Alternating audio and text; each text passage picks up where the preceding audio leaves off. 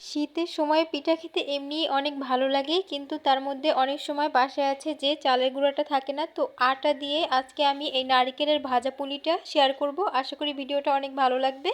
এই নারিকেলের ভাজা পুলিটা খেতে কিন্তু অনেক বেশি মজার হয়, আর বানানো খুব সহজ, খুব বেশি উপকরণ লাগে না। তো এখানে আমি 1 কাপ পরিমাণ নিয়ে নিলাম আটা, স্বাদ মতো দিয়ে দেবো লবণ, আর 1 চা চামচ দিয়ে দিলাম চিনি। তো এগুলোকে দিয়ে আর সামান্য পরিমাণ একটু তেল দিয়ে দিচ্ছি, এটা রান্নার রেগুলার তেল, তো আপনারা চাইলে এটা বাদ দিতে পারেন। তারপর সব কিছুকে একত্রে খুব ভালোভাবে মিশিয়ে নিতে হবে। আর এখানে যেহেতু এখন শীতের সময়, তাই আমি একটু কুসুম গরম পানি দিয়ে একটা ডো তৈরি করব। ডোটা খুব বেশি শক্তও হবে না, আবার খুব বেশি নরমও হবে না, এরকম একটা মিডিয়াম একটা ডো তৈরি করে নিলাম। তো এই ডোটাকে আমি ঢেকে 10 মিনিটের মতো রেস্টে রেখে দিলাম। আর এদিকেই কিন্তু এই রেস্টের ফাঁকেই আমি ভিতরের পুরটাকেও রেডি করে নিব। তো এইদিকে এখানে আমি একটা প্যান বসিয়ে দিলাম, আর এখানে দিয়ে দেব 1 কাপ চিনি। তো মিষ্টিটা আপনাদের পছন্দ অনুযায়ী আপনারা অ্যাড করবেন, চিনির পরিবর্তে এখানে গুঁড়ো ব্যবহার করতে পারেন। আর দিয়ে দিলাম 2 টেবিল চামচ পানি। তো এটাকে দিয়ে চিনিটাকে ভালোভাবে একটু গলিয়ে নিলাম। তারপরে আমি এখানে 1/2 কাপ পরিমাণ দিয়ে দিলাম কুড়ানো নারিকেল।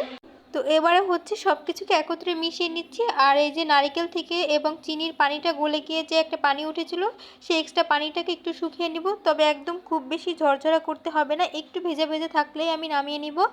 না হয় কিন্তু এটা নামানোর পরে চিনিটা আবার দলা পাকিয়ে যাবে, তো একটু ভেজা ভেজা থাকতেই নামিয়ে নিতে হবে।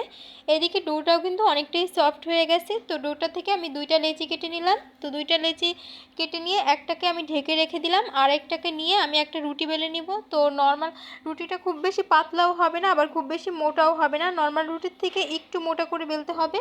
তো রুটিটাকে বেলে নিলাম। এটাকে গোল করে বেলার কোনো দরকার নেই, যেমনই হোক আমি একটা কৌটোর ক্যাপ দিয়ে এভাবে করে কেটে নিচ্ছি। তো আপনারা যদি মানে যে কোনো কৌটোর ক্যাপ নিতে পারেন, অথবা কুকি কাটার দিয়েও কেটে নিতে পারেন।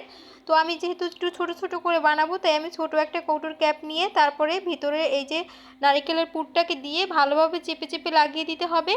তো একটু ডিজাইন করার জন্য আমি হাত দিয়ে এভাবে একটু মুড়িয়ে মুড়িয়ে নিচ্ছি। তো আপনারা দেখেই বুঝতে পারছেন, এটা আসলে বলে বোঝানোর মতো কিছু নেই। তো আপনারা চাইলে কিন্তু এটা এমনিতেই এভাবে করে চেপে বানিয়ে নিতে পারেন, অথবা যে পিঠা পুলির যে সাজ থাকে সেগুলো দিয়েও তৈরি করে নিতে পারেন। তো আমি এভাবে করেই আজকে সবগুলো পিঠা বানিয়ে নিলাম। আর এবারে হচ্ছে ভাজার পালা। তো এখনও আমার চ্যানেলটা যারা সাবস্ক্রাইব করেন না, প্লিজ ভিডিওতে একটা লাইক করে চ্যানেলটি সাবস্ক্রাইব করে দিবেন। তো এখানে আমি বেশ কিছুটা তেল গরম করে নিয়েছি, আর অবশ্যই এই পিঠাটা একটু ডুবো তেলে ভাজতে হবে। তো আমি অর্ধেকটার মতো পিঠা দিয়ে দিলাম, আর কিছুক্ষণ পরেই দেখবেন পিঠাগুলো একদম ফুলে তেলের উপরে ভেসে উঠেছে। তো তারপরে আমি এরকম উল্টে দিলাম, আর মিডিয়াম আঁচে পুরো আমি এটাকে 5 থেকে 7 মিনিটের মতো ভেজে নিব। তো এতে করে একটু ক্রিস্পি হবে। তো আপনারা চাইলে কিন্তু এই পর্যায়ে পিঠাগুলোকে নামিয়ে নিতে পারেন। এই পর্যায়ে কিন্তু হয়ে গেছে। তো আমি চাচ্ছি যে আর একটু কালারটা আসুক, গোল্ডেন ব্রাউন কালার করে নামিয়ে নিব। তো আপনারা যদি একটু কালারটা কম রাখতে চান, সেক্ষেত্রে এই পর্যায়ে নামিয়ে নিতে পারেন। আর যদি ক্রিস্পি না খেতে চান, সফট খেতে চান, তাহলে কিন্তু এর আগেই নামিয়ে নেবেন। তো এই পর্যায়ে আমার কাঙ্ক্ষিত কালারটা চলে আসছে। এবার আমি উঠিয়ে নিলাম, আর দেখুন মাশাআল্লাহ দেখতে যে কতটা মজা, মানে সুন্দর, আর খেতে কিন্তু অনেক বেশি মজার হয়।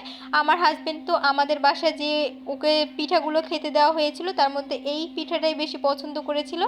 তো আশা করি ভিডিওটা ভালো লাগছে। ভিডিওটা ভালো লাগলে প্লিজ ভিডিওটা একটা লাইক করে চ্যানেলটি সাবস্ক্রাইব করে রাখবেন।